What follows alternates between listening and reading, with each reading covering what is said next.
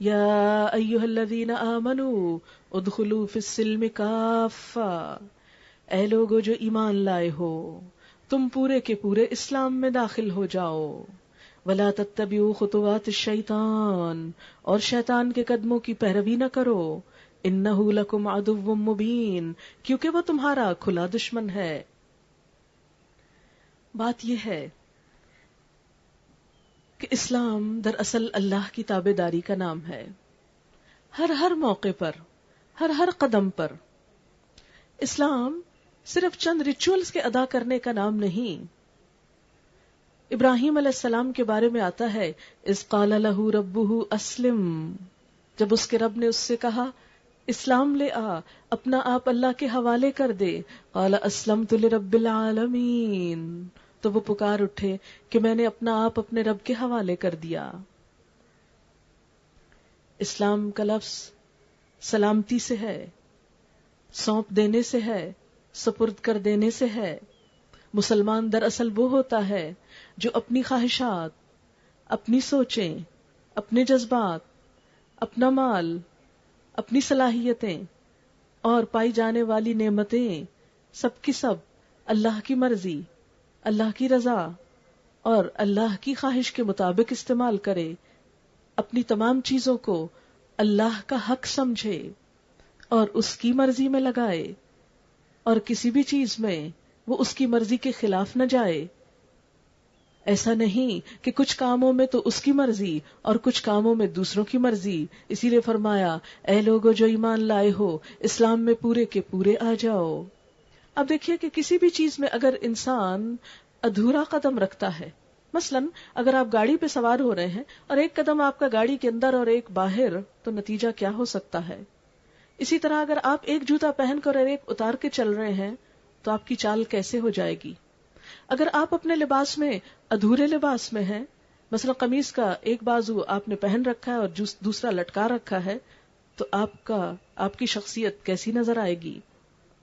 اسی طرح اگر آپ کھانا کھاتے ہوئے کم غذائیت والا کھانا لیں، یعنی مکمل ڈائٹ نہ لیں، تو آپ دیکھیں گے کہ آپ کے جسم میں مختلف چیزوں کی ڈیفیشنسی ہو جائے گی، وہ بیماریوں کا سبب بن جائے گی. کوئی بھی کام، مثلا کوئی تحریر آپ لکھ رہے ہیں، اگر ادھوری تحریر لکھتے ہیں تو نتیجہ کیا ہوگا؟ اگر آپ کسی کو کچھ بتا رہے ہیں اور آدھی بات بتا کے چپ ہو جاتے ہیں تو دوسرا حیران و پریشان آپ کا منہ دیکھے گا. تو کوئی بھی کام اگر اس کو اس کے پورے تقاضوں کے ساتھ نہ کیا جائے، ادھورا کیا جائے، تو بسا اوقات وہ آدھا کیا ہوا کام بھی بیکار ہو جاتا ہے. اس لیے اللہ تعالیٰ اپنے بندوں سے کیا تقاضا کرتا ہے کہ پورے کے پورے اس کے بندے بن جاؤ. یہ نہیں کہ کچھ اللہ کے بندے اور کچھ شیطان کے بندے. اسی لیے ساتھ ہی فرمایا کہ شیطان کے قدموں کی پیروی نہ کرنا. اب دیکھیے کہ اللہ کا راستہ تو ایک طرف جاتا ہے اور شیطان کا دوسری طرف. یہ دو راستے نہ اکٹھے ہیں اور نہ اکٹھے ان پر چلا جا سکتا ہے. لامحالہ طور پر انسان کو یا اپنا رخ اللہ کی طرف کرنا ہوگا یا پھر موڑ کر شیطان کی طرف کرنا ہوگا. جب انسان اپنا رخ خدا سے پھیرتا ہے تو شیطان کی طرف مڑ جاتا ہے. کسی بھی منزل تک اسی وقت پہنچا جا سکتا ہے جب انسان صحیح راستے کا انتخاب کرے. اگر آپ لاہور جانا چاہیں اور پشاور کی فلائٹ لے لیں تو آپ چاہے اتنا ہی ٹائم جہاز میں سپینڈ کریں، لیکن آپ لاہور نہیں پہنچ سکتے. آپ کا ٹکٹ بھی ضائع، وقت بھی ضائع اور پریشانی الگ ہوگی. اسی طرح اگر ہم اللہ کی رضا چاہتے ہیں تو لازمی طور پر ہمیں شیطان کے طریقوں اور اس کی چالوں کو سمجھنا ہوگا اور ان کو چھوڑ کر اپنا پورا رخ پوری یکسوئی کے ساتھ اللہ کی جانب کرنا ہوگا. اور شیطان کی پیروی نہ کرو کہ وہ تمہارا کھلا دشمن ہے. جو صاف صاف ہدایات تمہارے پاس آ چکی ہیں، اگر ان کو پا لینے کے بعد پھر تم نے لغزش کھائی تو خوب جان رکھو اللہ سب پر غالب اور حکیم اور دانا ہے.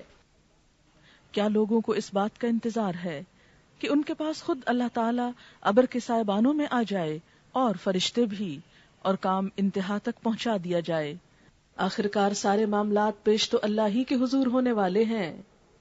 بنی اسرائیل سے پوچھ لو کیسی کھلی کھلی نشانیاں ہم نے انہیں دکھائی ہیں، اور پھر یہ بھی انہی سے پوچھ لو کہ اللہ کی نعمت پانے کے بعد جو قوم اس کو شقاوت سے بدلتی ہے اسے اللہ کیسی سخت سزا دیتا ہے. جن لوگوں نے کفر کی راہ اختیار کی ہے ان کے لیے دنیا کی زندگی بڑی محبوب اور دل پسند بنا دی گئی. ایسے لوگ ایمان کی راہ اختیار کرنے والوں کا مذاق اڑاتے ہیں، مگر قیامت کے روز پرہیزگار لوگ ہی ان کے مقابلے میں عالی مقام ہوں گے. رہا دنیا کا رزق تو اللہ کو اختیار ہے، جسے چاہے بے حساب دے. ابتدا میں سب لوگ ایک ہی طریقے پر تھے، پھر یہ حالت باقی نہ رہی اور اختلافات رونما ہوئے. تب اللہ نے نبی بھیجے جو سیدھے راستے پر چلنے والوں کو بشارت دینے والے اور غلط کام کرنے والوں کو ڈرانے والے تھے، اور ان کے ساتھ کتاب برحق نازل کی تاکہ حق کے بارے میں لوگوں کے درمیان جو اختلافات رونما ہو گئے ان کا فیصلہ کرے. اور ان اختلافات کے رونما ہونے کی وجہ یہ نہ تھی کہ ابتدا میں لوگوں کو حق بتایا نہ گیا تھا، نہیں، اختلاف ان لوگوں نے کیا جنہیں حق کا علم دیا جا چکا تھا. انہوں نے روشن ہدایات پا لینے کے بعد محض اس لیے حق کو چھوڑ کر مختلف طریقے نکالے کہ وہ آپس میں زیادتی کرنا چاہتے تھے. اب دیکھیے کہ اختلاف ہمیشہ راہ حق سے مڑ جانے کی وجہ سے ہوتا ہے. حق تو ایک ہے نا، جب سب لوگ حق کی تلاش میں چلیں گے تو ایک ہی سمت جائیں گے، اختلاف نہیں ہوگا. لیکن جب انسان اللہ کی رضا یا اللہ کی ذات کو چھوڑ کر اور چیزوں کو اپنا قبلہ بناتا ہے اور اس طرف جاتا ہے تو خود بخود راستے الگ ہو جاتے ہیں. اب دیکھیے کہ اللہ تعالیٰ کا راستہ تو سیدھا ہے، اگر کسی کی نیت میں اللہ کی رضا نہیں تو وہ سیدھا نہیں چل سکتا. اس کی نیت میں کوئی اور چیز ہے تو وہ سامنے نہیں، پھر وہ دائیں بائیں ہے. لہٰذا وہ اپنا راستہ اختیار کرتے ہوئے چلتے ہوئے بھی سیدھا جانے کی بجائے اسی طرف مڑ جائے گا جس طرف اس کا فائدہ ہوگا یا جو کچھ وہ چاہتا ہوگا. اب دیکھیے کہ بسا اوقات دین کے راستے پر چلتے ہوئے بھی کچھ لوگ مختلف کام کرتے ہیں یا دین کے ایک ہی حکم کو مختلف طریقے پر اس پر عمل کرتے ہیں. مثلا نماز ہی کو لے لیجئے کہ نماز کی ادائیگی میں بھی تھوڑے بہت اختلاف کے ساتھ طریقے میں فرق ہے. یہ طریقے کا فرق جب تک انسان کی نماز اللہ کے لیے ہے، انسان کو نقصان نہیں دیتا اور اس کے دین میں کوئی عیب نہیں. یہ تو دین کی وسعت کی علامت ہے. یہ بالکل ایسے ہی ہے جیسے ایک ہی سڑک پر کوئی شخص گاڑی میں جا رہا ہے، کوئی ٹیکسی پہ بیٹھا ہے، کوئی رکشے پر بیٹھا ہے، کوئی ہو سکتا ہے کسی ٹانگے پر بیٹھا ہو، لیکن جب تک جا سب سیدھے ہی راستے پر رہے ہیں تو ان میں آپس میں کوئی ٹکراؤ نہیں ہوتا. ٹکراؤ اس وقت ہوتا ہے جب ایک دوسرے کے آمنے سامنے آ کر ایک دوسرے کو راستہ نہیں دیا جاتا اور چلنے سے روک دیا جاتا ہے.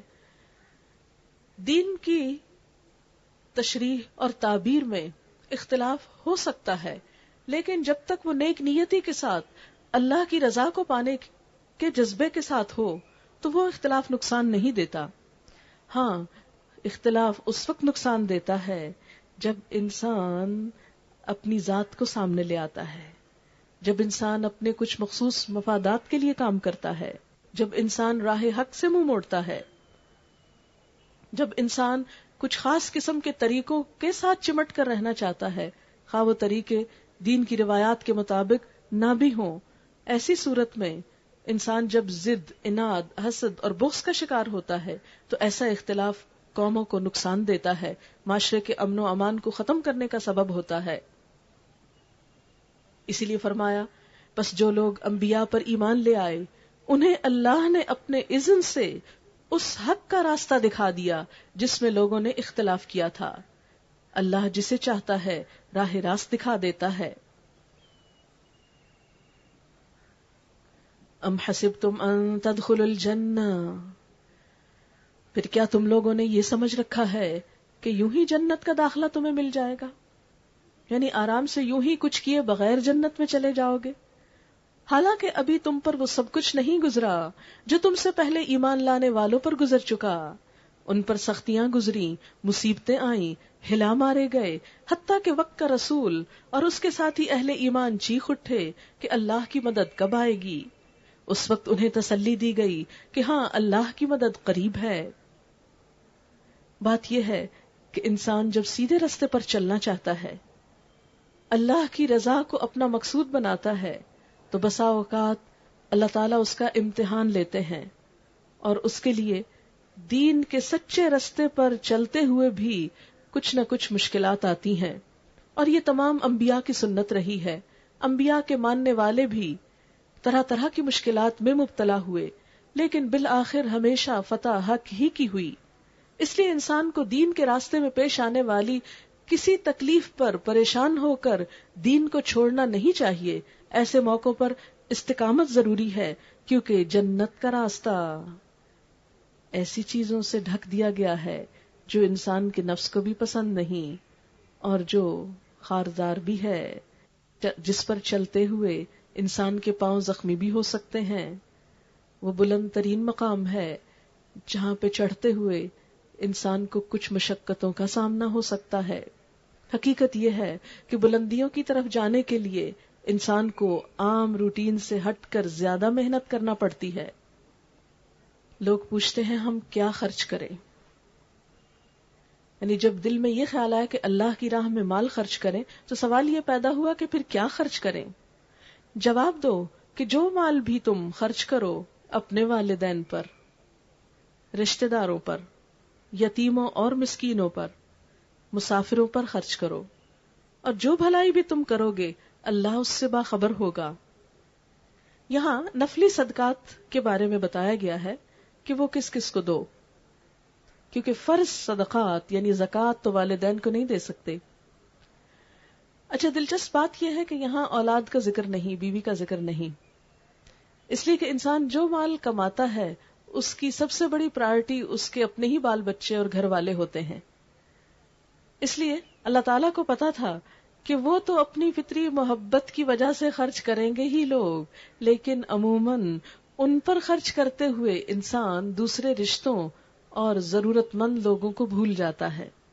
اور ان رشتوں میں سب سے پہلا رشتہ والدین کا رشتہ ہے کہ جب اپنے مال کو اپنے گھر کے باہر یعنی اپنے بیوی بچوں سے ہٹ کر کہیں اور دینے لگو تو سب سے پہلے والدین کا سوچو، پھر اپنے ہی رشتہ داروں کا، اس لیے کہ رشتہ داروں کو دینا دوہرے اجر کا سبب ہے. پھر یتیم اور مسکین اور مسافر، ضرورت مند، اور جو بھلائی بھی تم کرو گے، یعنی اگر کسی کے پاس مال نہیں لیکن وہ نیکی کمانا چاہتا ہے تو وہ اور بہت سی قسمیں ہیں صدقات کی. مثلا آپ صلی اللہ علیہ وسلم نے فرمایا تبسمک فی وجہ اخی کا صدقہ، تمہارا اپنے بھائی کو دیکھ کر مسکرانا بھی صدقہ ہے، راستے سے اذیت کی چیز ہٹا دینا بھی صدقہ ہے. مثلا انسان چلتے ہوئے راستے سے کوئی کوڑا کرکٹ اٹھا لیتا ہے، کوئی چھلکا جس سے پھسل کر کسی کو تکلیف ہو سکتی وہ اٹھا لیتا ہے، کوئی ناگوار چیز ڈھانک دیتا ہے، کوئی کانٹے یا پتھر روڑے ہٹا دیتا ہے، یہ تمام چیزیں بھی صدقہ ہیں. اگر کوئی کسی نہ سننے والے کو یا کم سننے والے کو اونچا بول کر سنا دیتا ہے یہ بھی صدقہ ہے. کسی بھولے بھٹکے کو راستہ دکھا دینا یہ بھی صدقہ ہے. اور اسی طرح الکلمۃ الطیبۃ صدقہ، کسی کو اچھی بات بتانا بھی صدقہ ہے، پاکیزہ بات بھی صدقہ ہے. یعنی ضروری نہیں کہ صرف مال خرچ کر کے ہی صدقہ کیا جا سکتا ہے یا نیکی کمائی جا سکتی ہے. فرمایا وما تفعلوا من خیر فإن اللہ بہ علیم، جو بھی کوئی خیر کا کام کرو گے، جو بھی کوئی اچھا کام کرو گے، بھلا کام کرو گے جس سے کسی کو راحت اور سکون پہنچا سکو تو وہ تمہارے حق میں بہتر ہے، اور اللہ کو وہ سب پتا چل جاتا ہے جو ظاہر یا چھپ کر کہیں کوئی اچھی بات کسی کے ساتھ کرو. اب دیکھیے کہ کسی بھی نیک کام کرنے کا اصل مقصود کیا ہے. یعنی جب بھی کوئی نیکی کی جاتی ہے یا کوئی انسان نیکی کرنا چاہتا ہے تو اس نیکی کو وہ کیوں کرتا ہے اور اس کے بدلے میں کیا چاہتا ہے. ہم سب اس بات پر غور کریں. مثلا ہم میں سے ہر ایک خود سے پوچھے کیا میں کوئی نیکی کا کام کرنا چاہتی ہوں؟ ہاں میں کرنا چاہتی ہوں. کیوں کرنا چاہتی ہوں؟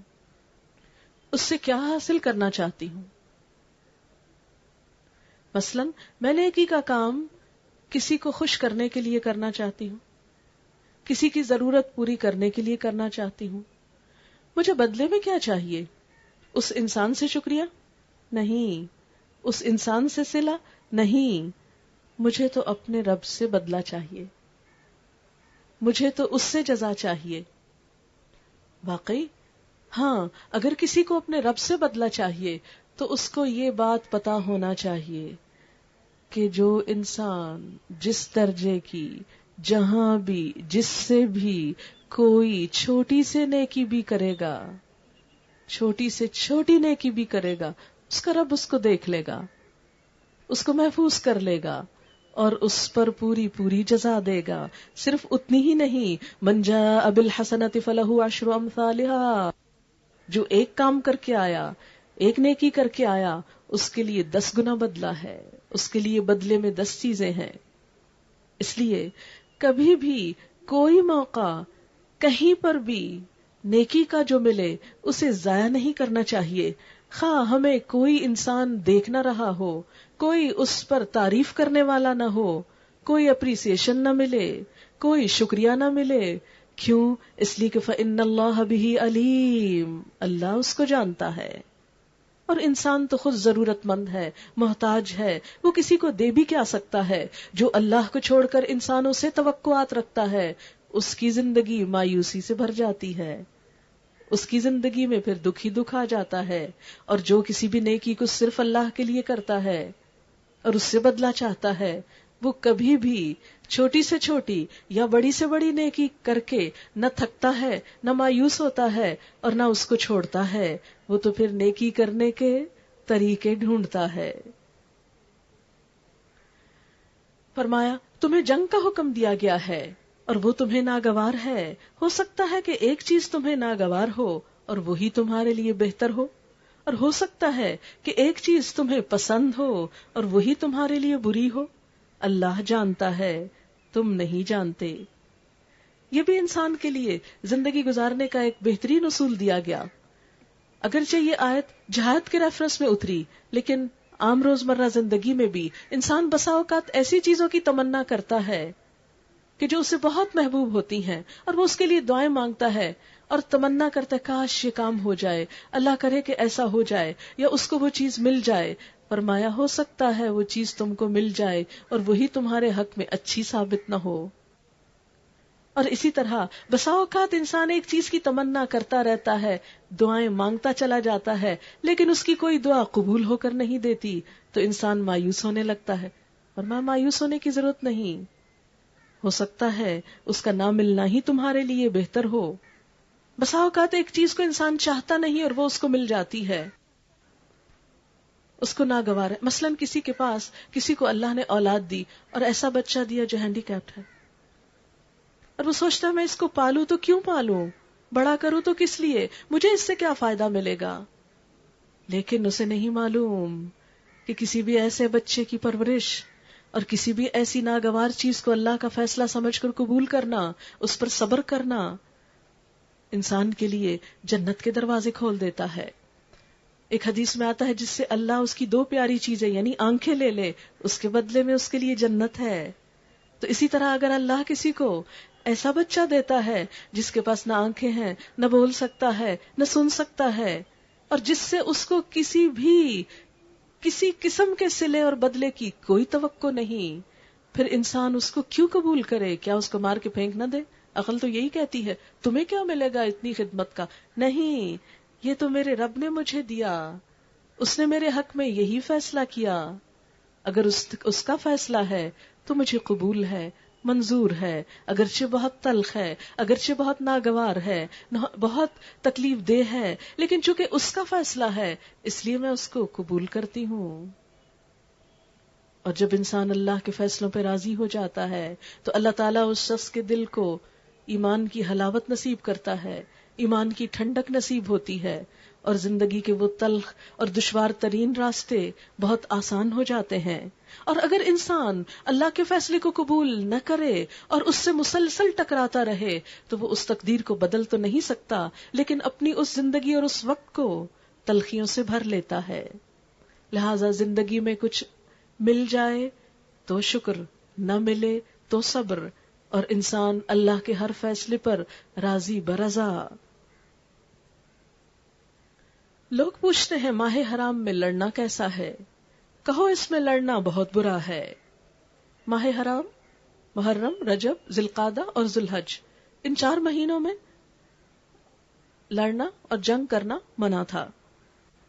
لیکن ایک موقع پر مسلمانوں کا ایک فوجی قافلہ غلطی سے دشمنوں پر حملہ آور ہو گیا، جس پر دشمنوں کو بہت پروپیگنڈا کرنے کا موقع ملا. اس کے جواب میں اللہ تعالیٰ نے فرمایا کہ یہ اچھا تو نہیں ہوا، لیکن یہ ایک بھول تھی. لیکن انسان کو دوسروں پر اعتراض کرنے سے پہلے خود اپنے عمل کی طرف بھی غور کرنا چاہیے، کیونکہ انہوں نے تو مسلمانوں کے ساتھ اتنا برا کیا کہ مکہ سے ان کو نکال دیا، ان کی جان کے در پے ہو گئے، صرف اس بات پر کہ وہ ایک اللہ کو اپنا رب مانتے ہیں. فرمایا اور راہ خدا سے لوگوں کو روکنا اور اللہ سے کفر کرنا اور مسجد حرام کا راستہ خدا پرستوں پہ بند کرنا اور حرم کے رہنے والوں کو وہاں سے نکالنا اللہ کے نزدیک اس سے بھی زیادہ برا ہے. والفتنة اکبر من القتل، اور فتنہ خون ریزی سے شدید تر ہے. وہ تم سے تو لڑتے ہی جائیں گے، حتیٰ کہ اگر ان کا بس چلے تو تمہیں تمہارے دین سے پھیر لے جائیں. اور یہ خوب سمجھ لو کہ تم میں سے جو کوئی اس کے دین سے پھرے گا اور کفر کی حالت میں جان دے گا، اس کے اعمال دنیا اور آخرت دونوں میں ضائع ہو جائیں گے. یعنی ایمان کے بعد کفر کی طرف لوٹنا اعمال کی بربادی کا سبب ہے. اور کیا ہے؟ اور فرمایا ایسے لوگ جہنمی ہیں اور ہمیشہ جہنم میں رہیں گے، یعنی انہیں پچھلے اچھے اعمال کا بھی کوئی بدلہ نہ ملے گا. بخلاف اس کے جو لوگ ایمان لائے ہیں اور جنہوں نے خدا کی راہ میں اپنا گھر بار چھوڑا اور جہاد کیا، وہ رحمت الہی کے جائز امیدوار ہیں. اللہ ان کی لغزشوں کو معاف کرنے والا اور اپنی رحمت سے انہیں نوازنے والا ہے. یسألونک عن الخمر والمیسر، پوچھتے ہیں شراب اور جوئے کا کیا حکم ہے. شراب اور جوئے کا کیا حکم ہے؟ کہو ان دونوں چیزوں میں بڑی خرابی ہے. قل فیہما اثم کبیر، اسم گناہ کو کہتے ہیں. گویا یہ گناہ والے کام ہیں، اچھے کام نہیں. بہت سے لوگ پوچھتے ہیں کہ قرآن میں کہاں لکھا ہے شراب حرام ہے؟ تو یہاں لکھا ہے کہ اس میں گناہ ہے. وَمَنَافِعُ لِلنَّاسِ، اور لوگوں کے لیے کچھ فائدے بھی ہیں. مثلا شراب پی کر انسان کو بہت سرور مل سکتا ہے، اور اسی طرح جوئے کے ذریعے انسان کو وقتی طور پر بہت سا مال مل جاتا ہے. لیکن یاد رکھیے کہ ہمیشہ شراب پی کر صرف سرور نہیں ملتا، اس کے ساتھ کئی ایک خرابیاں بھی لازم آتی ہیں. انسان بہت سی مشکلات میں بھی پڑتا ہے، اس کی جیب، عقل، صحت، وقت اور کئی چیزوں کا نقصان ہے اس میں. اسی طرح جوئے میں ہمیشہ جیتا ہی نہیں جاتا، بہت دفعہ انسان ہارتا ہے، اور پھر جب جیتتا بھی ہے تو اس جیتنے میں بھی نقصان ہے. کیوں؟ اس لیے کہ جن لوگوں سے وہ جیتا ہے وہ اس سے کبھی بھی سچی محبت نہیں کر سکتے، ان کے دلوں میں اس کے لیے کبھی بھی خیر خواہی کے جذبات نہیں ہو سکتے. لہذا معاشرے کے لیے یہ دونوں چیزیں ناسور کی حیثیت رکھتی ہیں. اور ساتھ ہی فرمایا کہ اگرچہ کچھ فائدہ نظر آتا ہے، لیکن ان دونوں کا گناہ ان کے فائدے سے بہت زیادہ ہے. وَإِثْمُهُمَا أَكْبَرُ مِن نَفْعِهِمَا، اور ان کا گناہ ان کے فائدے سے بہت زیادہ ہے. تو ہم لوگوں کو سوچنا چاہیے کہ جس چیز میں گناہ ہے پھر اس چیز کو استعمال کرنے کا ہمارے پاس کیا جواز ہے. پوچھتے ہیں ہم راہ خدا میں کیا خرچ کریں. کہو جو کچھ تمہاری ضروریات سے زائد ہو، یعنی جو چیز تم خود استعمال نہیں کرتے اور اپنی حقیقی ضروریات پوری کر چکے ہو، اسے مت روک کے رکھو، اسے دوسروں کو دے ڈالو تاکہ دوسری انسانیت بھی فائدہ اٹھائے. مال خرچ کرنے کے پیچھے روح کیا ہے؟ اب دیکھیے کہ مال میں سے جو چیز بھی ہم کو دی گئی ہے وہ دراصل اللہ کی ایک نعمت ہے. مال کو قرآن پاک میں خیر کہا گیا. مال ایک نعمت ہے. جب بھی انسان کو کوئی نعمت ملے تو انسان پر لازم ہے کہ وہ اس کا شکر ادا کرے. شکر ادا کرنے کا طریقہ کیا ہے؟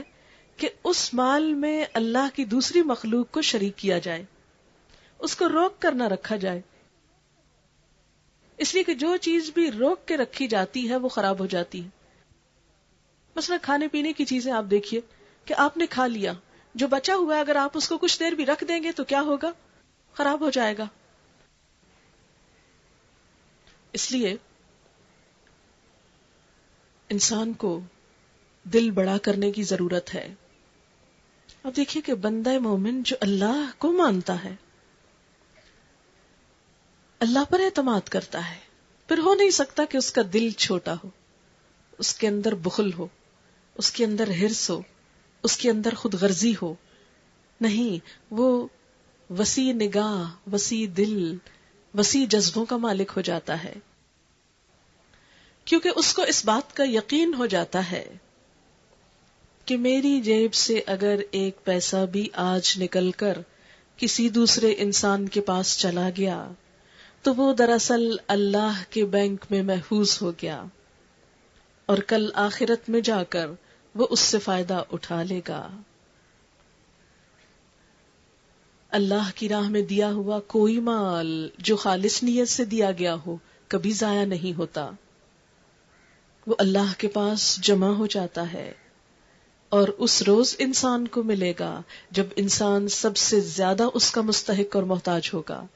شاید آج ہم اس مال کے اتنے مستحق نہ ہوں، اتنے ضرورت مند نہ ہوں، لیکن کل ہم سب کو اپنی ان نیکیوں کی ضرورت ہوگی. لہٰذا اپنے مال کو صرف دنیا بنانے ہی کے لیے استعمال نہ کریں، بلکہ اس سے اپنی آخرت بنانے کی فکر کریں. اسی لیے بار بار مال کے خرچ کرنے کی طرف توجہ دلائی گئی. پھر فرمایا اسی طرح اللہ تمہارے لیے صاف صاف احکام بیان کرتا ہے، شاید کہ تم دنیا اور آخرت دونوں کی فکر کرو. پوچھتے ہیں یتیموں کے ساتھ کیا معاملہ کیا جائے؟ کہو جس طرز عمل میں ان کے لیے بھلائی ہو وہی اختیار کرنا بہتر ہے، یعنی ان کی خیر خواہی کرو، ان کا بھلا سوچو. اگر تم اپنا اور ان کا خرچ اور رہنا سہنا مشترک رکھو تو اس میں کوئی مذائقہ نہیں، آخر وہ تمہارے بھائی بند ہی تو ہیں. برائی کرنے والے اور بھلائی کرنے والے دونوں کا حال اللہ پر روشن ہے. اللہ چاہتا تو اس معاملے میں تم پر سختی کرتا، مگر وہ صاحب اختیار ہونے کے ساتھ صاحب حکمت بھی ہے.